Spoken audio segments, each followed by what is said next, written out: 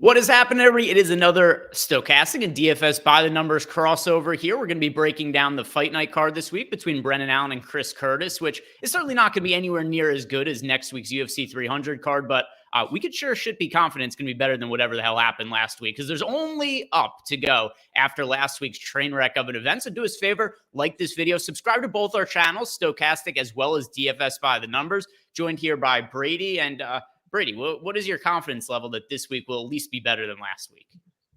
I mean, anything could be better than last week. I mean, last week was something like I've never seen before. So yeah, this is a good card. I think it's actually a really good card from a DraftKings perspective as well. I think there's some decent spots sticking out, some decent underdogs. So yeah, I'm definitely looking forward to it. I'm hoping there's no like mid card pullouts. That'd be nice. But yeah, it should be a good card, I think. Yeah, at the one positive is at least the Dixon fight last week. It's not like it was the fight that I had like circled for DFS purposes. That was the only thing that didn't totally suck about last week's card is it could have been a fight that like we all had a bunch of exposure to that ended up getting canceled. At least it was a lower owned fight. But yeah, last week's card, fouls, weird decisions, bad stoppages, everything was covered in last week's slate. And this one, there are going to be some fun fights, including the main event. We've got Chris Curtis taking on Brendan Allen. This is a rematch of a fight that took 3 years ago. Chris Curtis won that fight by second round knockout. Actually, we've also seen Brendan Allen lose to Sean Strickland by second round knockout. So it does seem like the Strickland and Chris Curtis gym, maybe they've got Brendan Allen figured out to some extent. I'm a little surprised to see Brendan Allen as big of a favorite as he is. I know that Chris Curtis is taking the fight on short notice, but it's a matchup we've seen before. It's a matchup that went Chris Curtis's way. So, Brady, do you see this fight playing out differently enough from the first fight to warrant Brendan Allen being as big of a favorite as he is? And then how are you going to handle this from a DFS perspective? Yeah, I know all rematches aren't always the same, but it's hard to go back and watch that last fight and not think that this line, the salaries are a little bit wide here, and just stylistically, like I think stylistically, it's a kind of a tricky match for Brendan Allen because with Chris Curtis, this is a guy that has a lot of really key attributes. The first one being his takedown defense, some of the best takedown defense in the division. His durability, some of the best durability in the division, his cardio, durability, takedown defense. And I have a feeling in this fight, Allen, does he need to get takedowns? Yeah, that'd be nice if he did. He tried to in their first fight. He went like 0 for 2, 0 for 3. And then we saw what happened on the feet. It was in favor of Chris Curtis. With that said, though, I do think Allen is improving. And I guess Chris Curtis, now 36 years old, could maybe be on a start of a decline. But yeah, I kind of feel like this fight's going to be close and competitive if Allen is not able to get the fight down to the mat. And then you look at these salaries, and it's like Brendan Allen, 8,900. It's just, I think he may have probably the more upside in this matchup in a sense that if he is able to get the fight down to the mat, his ground game is very good. His ground game is top notch. It's just, can he get it here? There's the question. He has some power on the feet, but is he going to knock out Chris Curtis? I'm not so sure.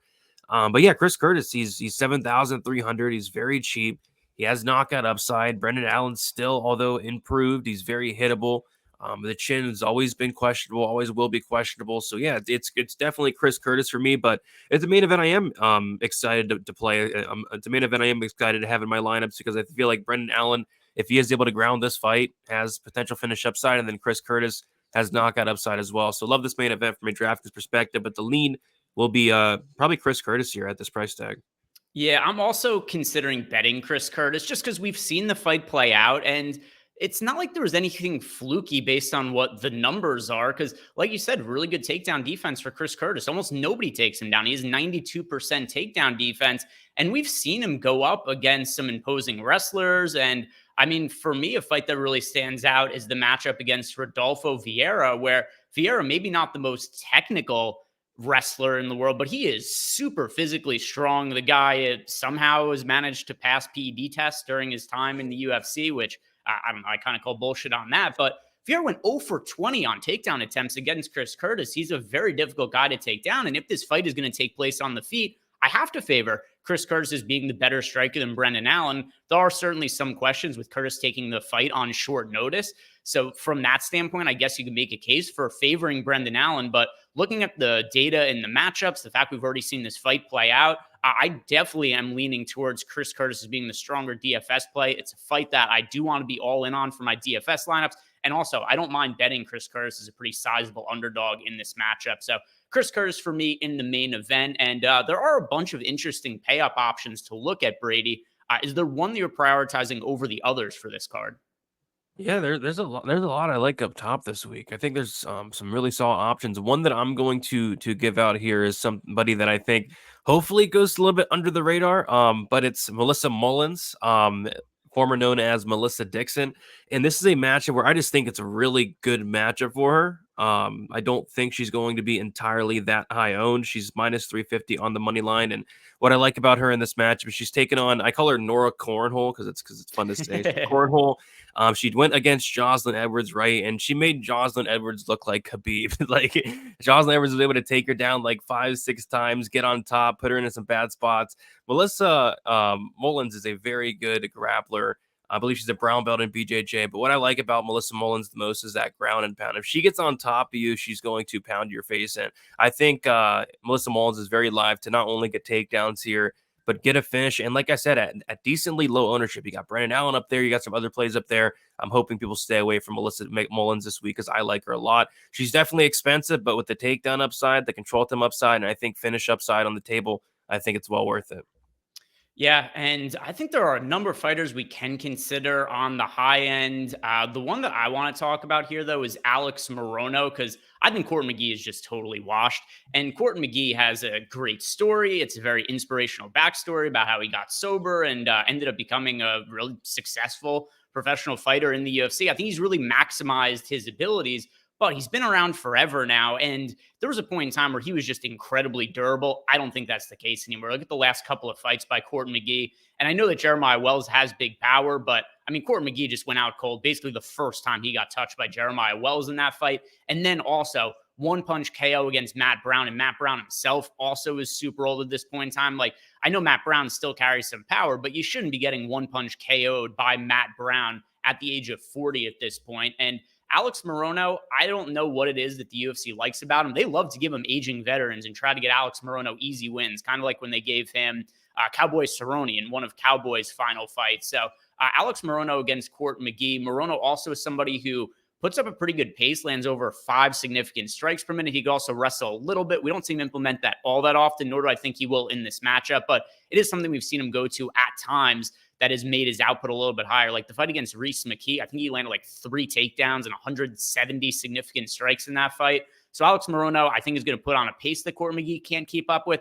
And I also think he's very live to finish Court McGee, just considering what McGee's looked like in his last couple of fights. So I'm liking Alex Morono as a pay-up option, primarily because I think Court McGee is just not somebody I think is UFC caliber at this point in his career. Love Court McGee, great story, but probably going to be his final fight if I had to guess here.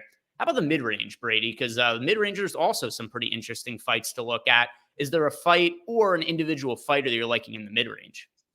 So not really, actually. This is probably like a stars and scrubs type card for me. I like a lot of plays up top, and then I think there's some interesting plays down bottom. But in this mid range, first of all, we're missing some fights. We had the Silva Alatang Haley fight canceled. Did you hear if they got him a new opponent yet, Silva?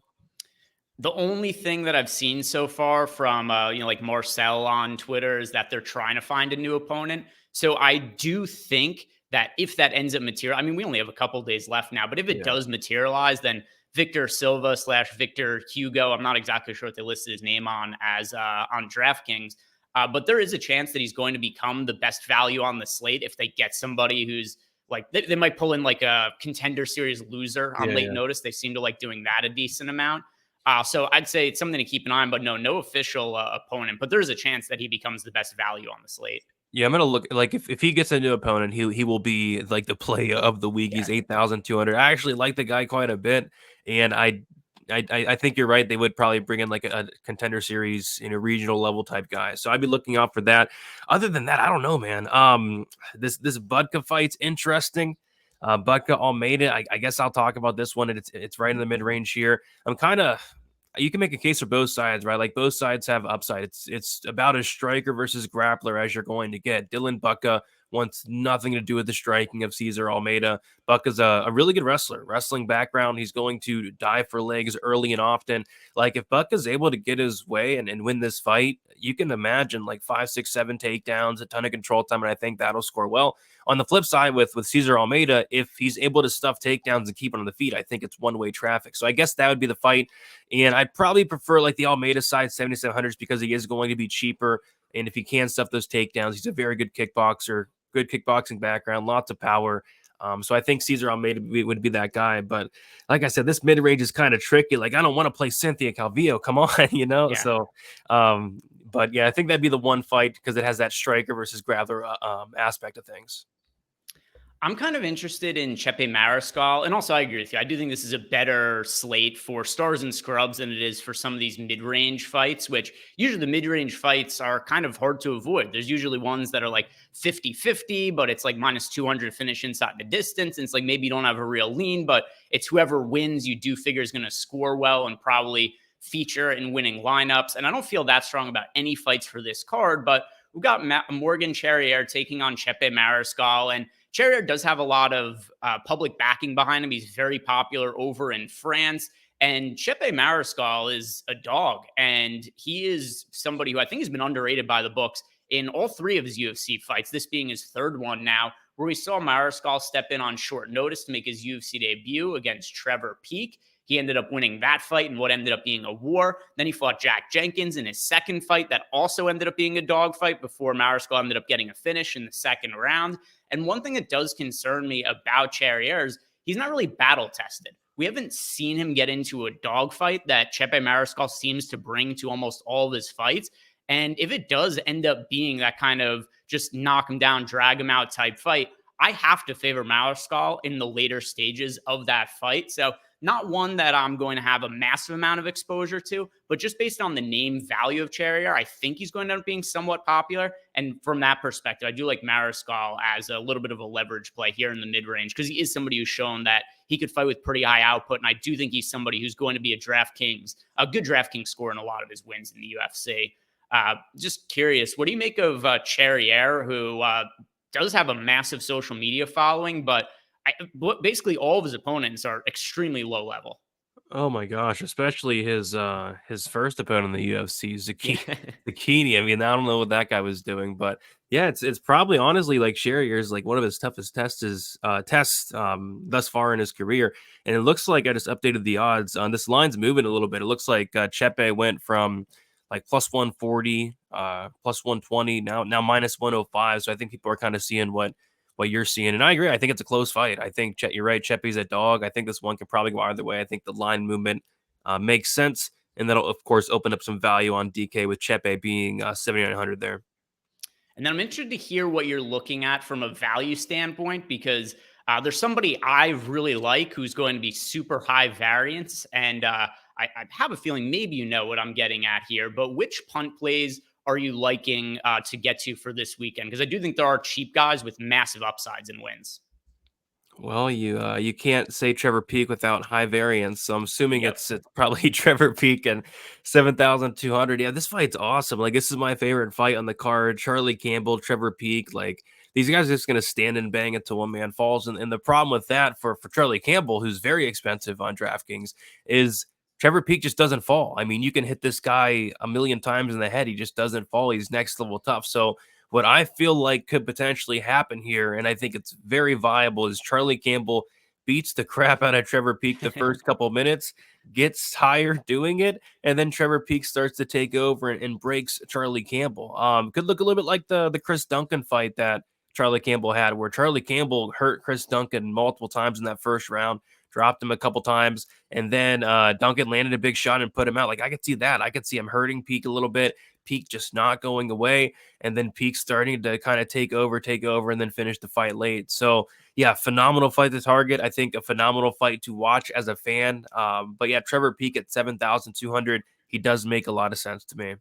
He is zero striking defense at all, nor does he try. I mean, his entire game is move forward and throw whatever the hell he could come up with in his head. I mean, he's throwing standing hammer fists, he's throwing spinning shit all the time. His fights are awesome. if you're not going to be like a great fighter who has the potential to break into the ranks, be Trevor Peek. Be a guy who's just going to be aggressive, move forward, and just create fun, weird fights where just shit happens all the time in them. Trevor Peek landing north of 5 significant strikes per minute. He also lands nearly 2 takedowns per 15 minutes. So is he a good wrestler? No, but he's willing to do it. He doesn't stop moving forward either. So either Trevor Peek knocks out Charlie Campbell, which is one of the more likely outcomes in the fight. Or if he's not able to do it, I think Charlie Campbell could win this fight and end up putting up like 180 significant strikes or some kind of crazy number. So I love both sides of this fight. It's another one that I think you guys should be close to all in on for DFS purposes. But due to the pricing, I'm likely to be a little bit higher on the Trevor Peek side. The only way that wouldn't be the case is if our projected ownership comes out on Friday and it's like Campbell's like 15% projected owned and Peek's like 45%. But just based on the matchup and what the salaries are, Trevor Peek is the fighter that I prefer from that perspective. Anything else you want to add about this card, Brady? No, I think it's a good card. We're back in the Apex. I think it's a good like appetizer for next week UFC 300, which a card that we're all looking forward to. So yeah, I think it's a pretty solid one for sure. And if you guys haven't done it yet, like the video, subscribe to both our YouTube channels, both Stochastic and DFS by the numbers. Brady always has an abundance of DFS content that he puts out in addition to betting, prize picks, anything you guys could think of from a UFC angle. Brady has it covered over on his channel. And then on Friday over at Stochastic, I'm be using our sims to break down the slate from a simulation perspective, also looking at projected ownerships as well as the fighters that I'm getting the most exposure to. So check that out on Friday, guys. Thank you very much for watching and good luck this week.